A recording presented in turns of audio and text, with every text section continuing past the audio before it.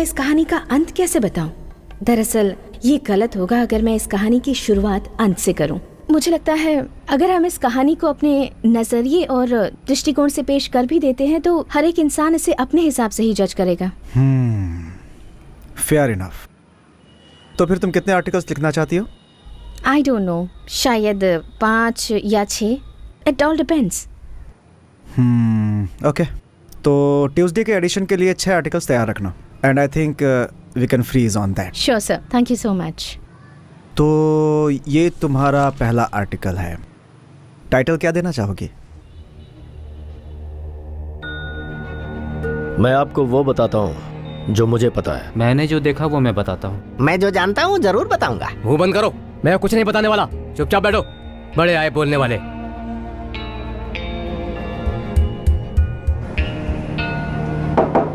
Regina, तुम इस article का क्या नाम रखोगी?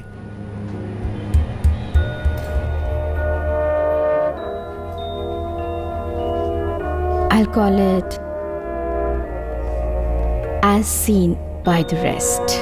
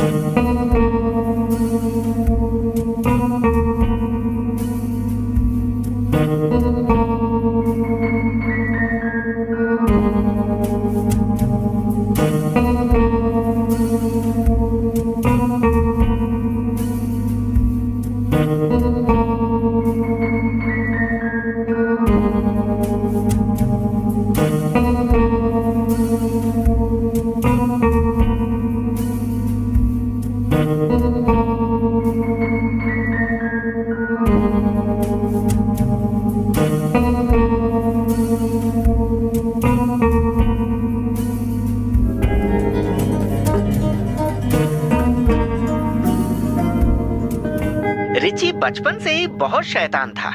उसने 12 साल की उम्र में एक लड़के को चाकू मार दिया था क्योंकि उस लड़के ने उसके दोस्त रघु को मारा था।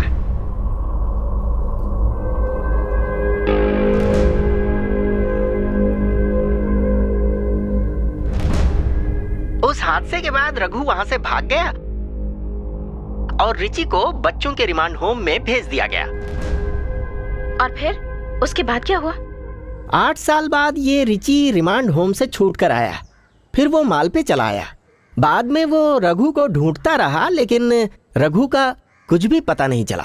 तो रघु को रिची के बारे में कैसे पता चला? अब ये तो मुझे भी नहीं पता क्योंकि तब तक मैं मुंबई जा चुका था। दरअसल मैं मुंबई गया था काजू का सैंपल दिखाने। वहाँ का कोई ठेकेदार हमसे काजू खरीद कर विदेशों में एक्सपोर्ट करता था। उसी सिलसिले में मैं उससे मिला था। रघु ने ही उस तक हमें पहुंचाया था। एक दिन क्या हुआ, हम सब एक लेडीज बार में खाना खाने गए थे जहाँ हमें रघु दिखा। वो वहाँ मुंबई में क्या कर रहा था? वो यही कोई 13-14 साल का था जब यहाँ से भागकर मुंबई गया। वो मुंबई के पोर्ट के पास एक छोटी सी नौकरी करने लगा। कुछ ही दिनों बाद वो वहाँ पे कैशियर बन गया क्योंकि वो हिसाब में काफी तेज था। फिर वो पोर्ट के ही आसपास छोटी मोटी स्मगलिंग करके अच्छा पैसा कमाने लगा। एक दिन क्या हुआ, एक नेवी ऑफिसर से उसने झगड़ा कर लिया और उसका सिर फोड़ दिया। फिर वो नेवी ऑफिसर मर गया। फिर रघु को अपने बचाव के लिए दूसरे गैंग का सहारा लेना पड़ा। फिर वो उसके चंगुल में ऐसा फंसा कि कभी नहीं निकल पाया। 15 सालों में कभी उसे ऐसा नहीं लगा कि घर वापस जाना चाहिए? क्या कह रही हैं आप? यहाँ की बुरी यादों में लौटकर वो आखिर करता भी क्या? हालांकि मैडम ऐसा नहीं था कि वो मुंबई में बहुत खुश था। फिर भी आदमी कितना भी कोशिश कर ले लेकिन अपनी पुरानी यादों से पीछा नहीं छुड़ा पाता। अरे रे, ये क्या कर रही हैं आप? पैसे मुझे नहीं चाहिए। नहीं नहीं, मैं सिर्फ नोट लिख रही थी। ये बताइए, वो मुंबई में किस बार में काम करता था? दरअसल मुंबई में कुछ ही ऐसे लेडीज बार हैं जहां मैं जाता था, लेकिन अभी कुछ याद नहीं आ रहा है। याददाश्त काफी कमजोर हो गई है। अरे हाँ, उस लेडीज बार का नाम रूपा था। ओके। हाँ।